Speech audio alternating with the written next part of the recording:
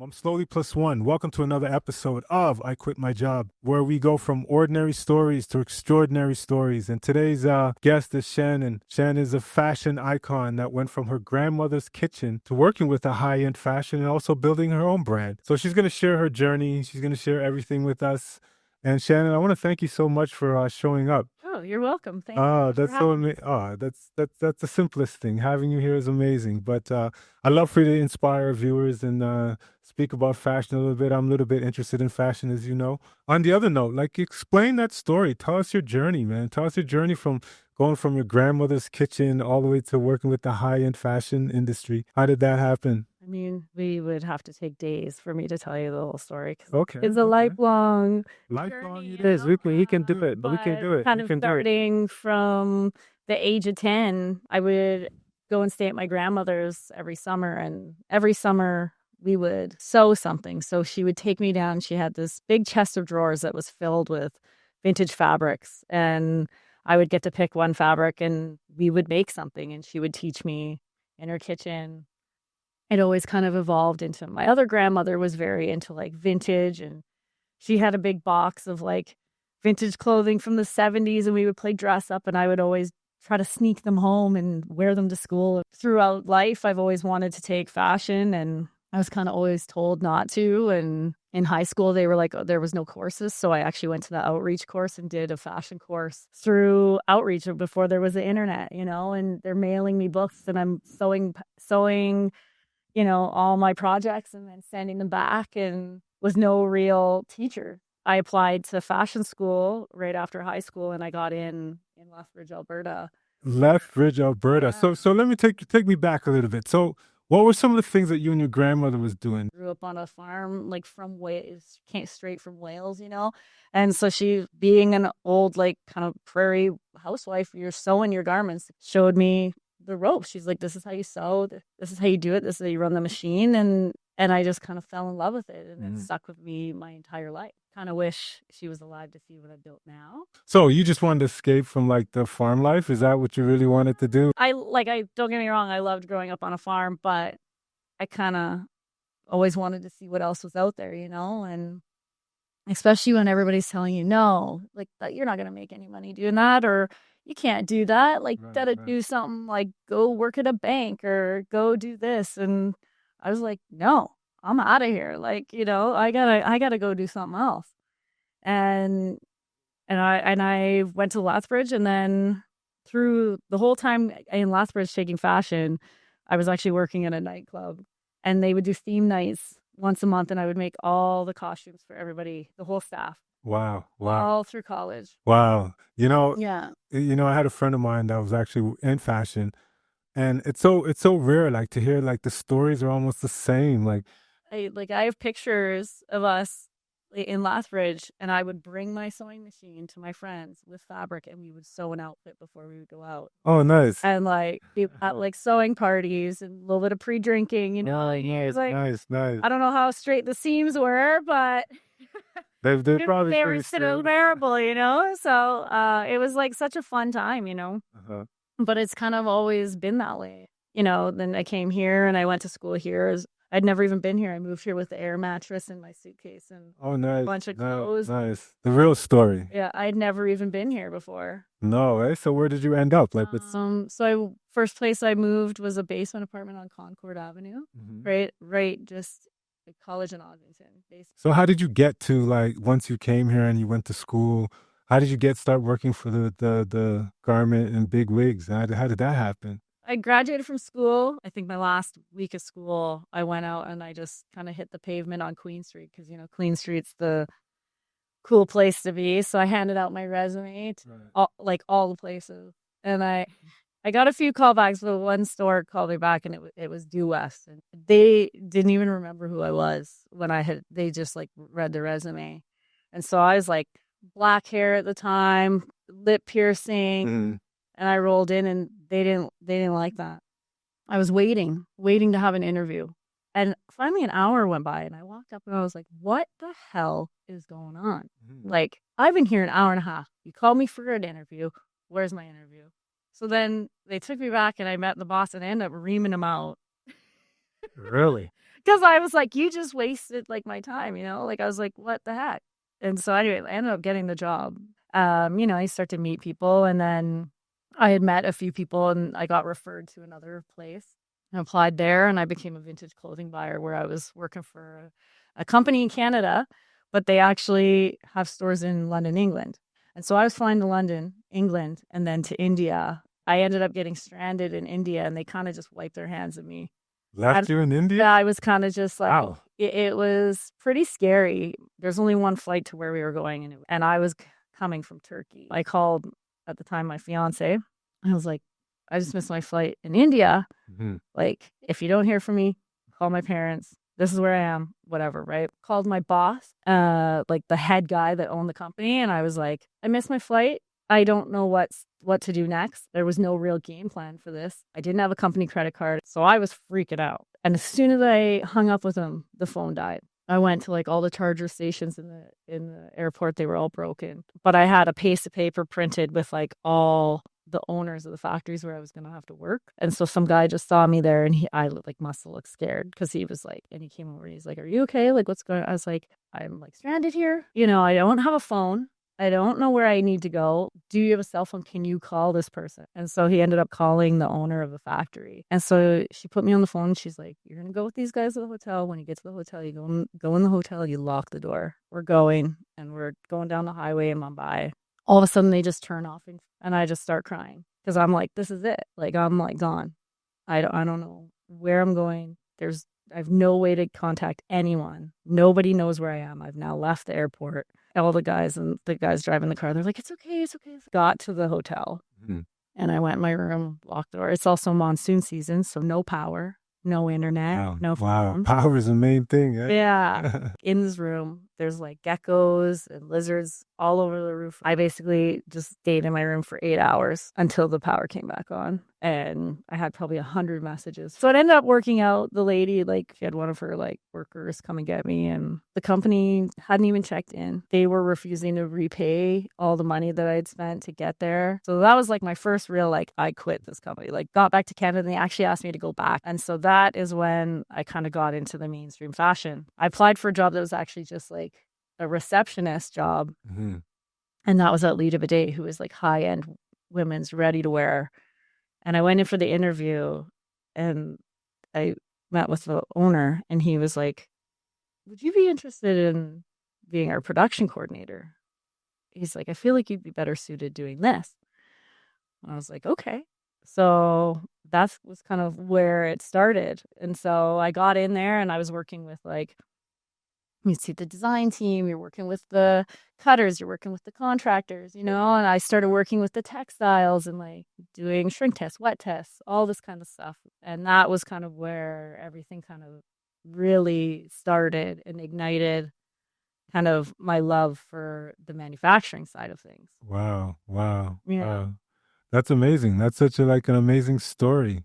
You never really hear a story like that. So that's what like said, hey, I had enough of this. Yeah, of that. Yeah, like you always have a breaking point at every single job that you work at, right? Like, you're like, okay, I'm going to just tough it out. And then you're like, okay, this is it, right? Like, you get to that point where you're building. Right. And then you reach that point and you're like, okay, I'm going to start looking for something else. Or you're like, I'm done. Wow. Wow. Wow. That's an amazing story. I didn't even think like all of that happened. You just probably just got fed up and said, that's it.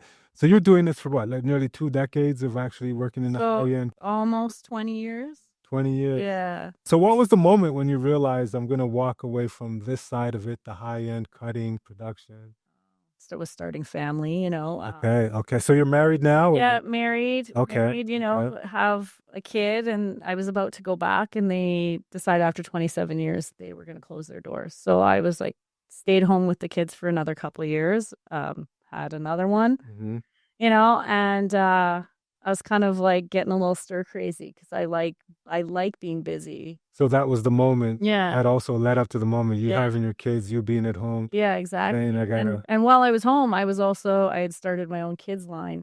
Oh, nice. Because I was like cloth diapering my kids, being that real green or granola mom, for the first little bit. Yeah. And so like no pants fit my kid, because they had these big like 10-pound diapers on. Right, So I right. started these like harem pant, like Oh, these kid cool. pant, like Cool. clothing line kind of Mm. thing. And so I was like working at flea markets, like the whole time I was off. So you got that hustler spirit in you. Yeah, yeah. Okay. And so the pandemic is really kind of where everything changed. You go home, you hustle, you go to work, you hustle, you get home, and you don't have time to be creative. You know, you're tired, you're putting babies to bed and stuff. And then during the pandemic, we're all off. Mm-hmm. And so it just came down to one day I found like a mask that I kind of like just like an industrial mask.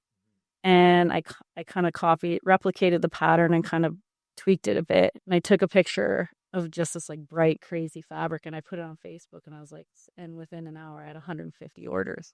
Like, was there any fear of you leaving like a steady job, steady pay? Now you have kids, I you're mean, married, like, I was like, I've done like many jobs and up until the point, there's always that point where it's like the what if and so when I finally like, you know, a few jobs later and I'm working, you know, I worked for like a big couturier house in Canada, then I was working for Canada Goose and I was always leaving every company for the same reason. I was being micromanaged.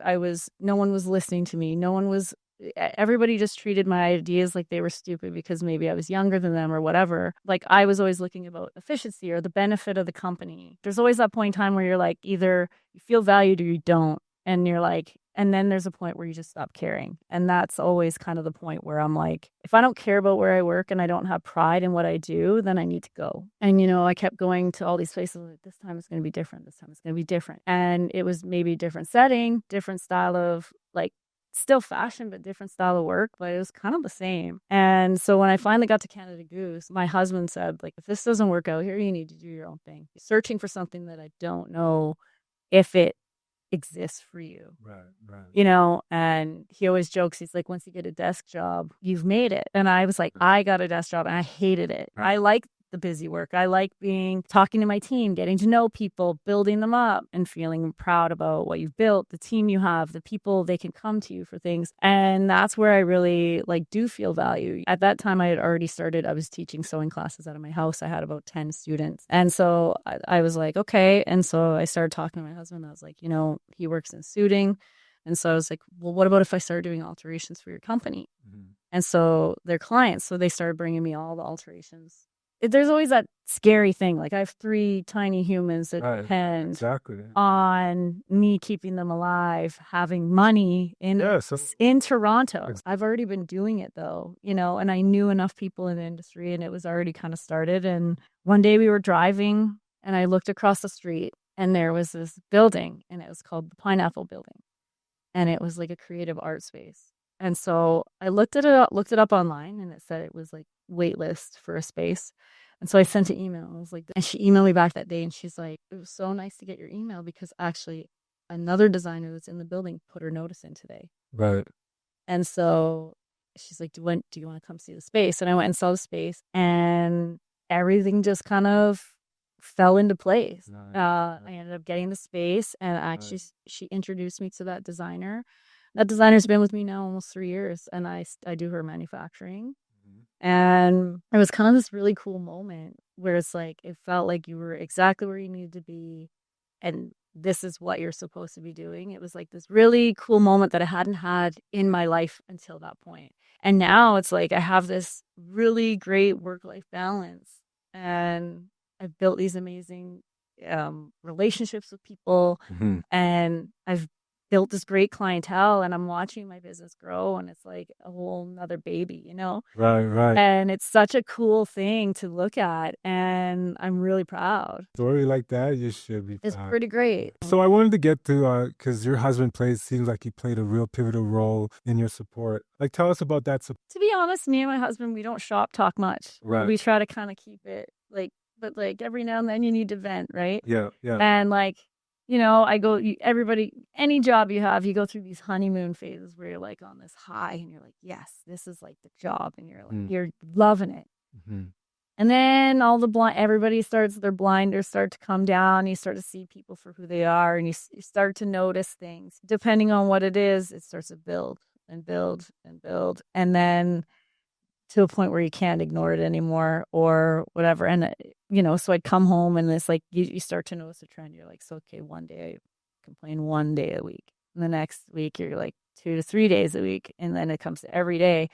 And then my husband's always like, okay, either speak up or time to get out of there, you know? Right, right. And we bounce ideas off each other because we both are in a similar industry. Mm-hmm. We started at the same place. We actually met at Due West. So when did you start your design label? Like I opened my space in the Pineapple Building September of 2023. What was that like? It was cool. And I'm also kind of a perfectionist. So I'm like, Right. I can't have anybody come in here until it looks like this. And I had all like this vision, right? But then you're like, okay, I got to pay the bills. So maybe I don't need it to look perfect. I just need people to start coming in, you know? That first day, like I remember coming in and setting everything up and like kind of drawing out what I wanted for my space and just being able to just like go home. Like I didn't have to ask. I didn't have to call anyone. I didn't have to get the okay. I got to make the decisions. And like, you know, I put my sign up on the door and I got to lock the door. It was like such a like good feeling, you know? So the planning felt good. The designing felt good. I mean, it was a tiny little space. Right, it had an open ceiling, like, cause it's a shared art space, but I had these huge skylights, which I loved. But I was just like so excited because it was something that it was mine. Signed up, started going to auctions and like bought a bunch of machines and then you start building, right? Like it's like kind of like building an anthill, you know? So there's some fear in it, but how did you keep everything so cool and calm? And it was just kind of the way everything was happening that it just kind of felt like it was going to be okay. Just the way I found the space and the timing, and it was just like everything just happened when it needed to happen, and it just was going to work, you know? Right. And then it was like really shortly after that, I got a designer reached out to me needing small batch manufacturing. York University got a hold of me to do these custom drapes for the new galleries. It was just a really good feeling, like, yeah, and it's kind of just been like that ever since. Looking back, what was like the biggest turning point in you transitioning to where you are now, comfortable in your space? I mean, every day I'm learning something new, really. And it's like, and I think that's the great thing about it is because that's why I have such a broad range. I like mixing it up. I like being able to do so many different things in my field. I don't want to be pigeonholed. I want to take on different things and keep it fresh. I like being able to work with young designers that maybe haven't been in the industry and kind of guide them and help them. And I get to use my creativity and people are actually listening to what I'm telling them. If you are successful, then I'm successful and we can grow together. You know, it's like a partnership. So what made it the creative studio that it is today? Like, what were some of the things that you went through, that you had to persevere through, that made Ledley Raiment into that studio that it is now? Good question. I think it's already a special place just by coming in there, you know. My new space, I've moved since Pineapple Building, and now I'm up on Wingold, kind of in the fashion district. And that's a beautiful studio you have up there. Thank you. Yeah, it's beautiful. It's clean. It's high ceilings. I have all this space, and every single day when I come in, I feel so proud of my space. And like, you know, there's always room for improvement. It doesn't matter what it is, because I get really excited when people come in and they tell me their projects, and I'm already like, okay, let's do this. Like, nice. You seem like you have a lot of patience, and so what have you learned over time to slow things down? Work-life balance, but in reality, I don't know if there's such a thing as work-life. I mean, really, no. But how do That's like more like bring my kid to work and they sit around, sleep on a cot at work. What slows you down? Like what like gave you that patience to say, all right, I'm here now. Let me slow this down and get my day from 9 till 5. So, I mean, the first 2 years, like I'm going on 3 years now. Right. And up until this point, I was working some nights. Oh man, some nights all night. I would work all night till 5:30, go home and sleep for half an hour, wake up, get the kids up for school, make lunches, to send them to school, go back. How I was functioning, I don't know. But I don't know if I was functioning well or if I was just kind of surviving, you know what I mean? Because like I look back now and I'm like, oh my goodness, like I don't even remember the last year. It's gone. Like a blur. So patience is so slow. But it is patience. It is patience though. But like now, my kids are a year older. My oldest, she goes to art school. She takes the bus home. Oh, nice. My kids, my other 2 kids, they can walk home on their own. And so I get those extra 2 hours at work. I'm not leaving at 2:30 to pick up my daughter from school and then going back after dinner. How important is that? It's super important. My kids, you know, they love, at least I think they do anyways. But they really like having me around, and I'm more mentally present now. I'm getting regular sleep, which is so important. But I get to go be home for bedtime. I get to be home for all of that stuff, and I'm not rushing them to bed so I can go back to work. Right. I mean, sometimes if necessary, but I'm really trying to not do that anymore. I've hired part-timer. Oh, nice. So I have somebody working for me part-time, which is amazing. And I mean, you do have to have kind of patience. First of all, you have to be patient to be a parent in general. A majority of my students are kids, and they range from anywhere from 7 all the way to 14 or 15. So, you got to be patient. You have to learn how to teach people how to learn things in a certain way. And what I've learned throughout all my years of work, just because one thing works for me, maybe it doesn't work for them. So you need to find a way that it works for them too. So you have that brutal honesty, because what I remember is from when you were like taking apart the garments that I brought that day. Oh, And they were telling me, this was not done good. They did this, they did that. And I was like, shit, I wish I knew all this. you got to educate too. Right. And I love that. I love that. I get frustrated because it happens so often in this industry where if the people know that you don't know, they cut corners, and that's not right. And I don't agree with it. And I've never agreed with that. You should do everything 110%, whether it's for somebody that knows or not, because their dollar is the same value as somebody else's. I just think that you need to have pride in your own work. Say I made you this shirt. It doesn't end for me when I hand it to you. It now has to go out, and it has to be able to wear, not tear, has to live, right? Because if you're going to wear it twice and you get a rip, you're going to be like, Shannon, what the hell? Right. But you have to be able to back your quality. Right. And it's so important. And it does make me upset. Well, and it's not to downgrade other people's work at all. But I've also worked in the high-end industry where I've seen the work and I know what the work should look like. It's difficult for me to even go shopping because I look at it and I'm like, oh my God. There's also a downfall to it because I'm like, I can make this myself. But ask me how many times I make something for myself. Like never. You never make anything for yourself? Very rare. So you don't go back to those days when you and your girl was going out and you're walking with the sewing machine? It's like that one piece of advice that you would give to someone who's very passionate, want to leave their job or wherever they are in that industry, and they want to just start something like what you did. What advice would you give them? Don't copy my business plan. It's not be the business plan. Just kidding. They're probably on our ChatGPT. Oh, I'm sure it is. But you got to be willing to put in the work. Nothing's easy. It's, friendship is hard. Marriage is hard. Being a parent is hard. Everything is kind of hard. But when you're doing the work for yourself and it's starting to pay off and it's not easy, it's so rewarding to look at yourself and be like, I accomplished all of this, and it's doing well and I'm helping people. Really celebrate your wins. If the timing's right and you're ready, give it everything. And, I think that if you really truly are passionate about it and you're going to give it your all, I feel like you will succeed at some point. It might not be like tomorrow, but it will come. Right. I wear every hat. I'm the mechanic, I'm the cleaner, I'm the sewer, I'm the cutter, I'm the person that communicates. I'm everything. You're everything. I would say I'm happy every day. Okay, so what would be the final piece of advice you'd give someone right now that just heard your story? Run. If you're passionate about it, you're going to make it work no matter what. I will say that I went to I have a diploma in fashion design and in fashion marketing. And besides me and my one friend that actually, we both went to school together in Lethbridge and we're both here in Toronto. And and we work together. She is the stylist for the Good Stuff. Oh, wow. The Alberta connection. Yeah. So we work and we work so well together. We always have. It's a really great relationship. But besides that, I think there's one other person from both of those schools that are still doing fashion. Everybody else went back to school to do something else. Wow. So it's not for the faint of heart at all. This was an amazing conversation. And Shannon, thank you so much. You're welcome. This is amazing. Thank you so much for having me. Oh, more than welcome.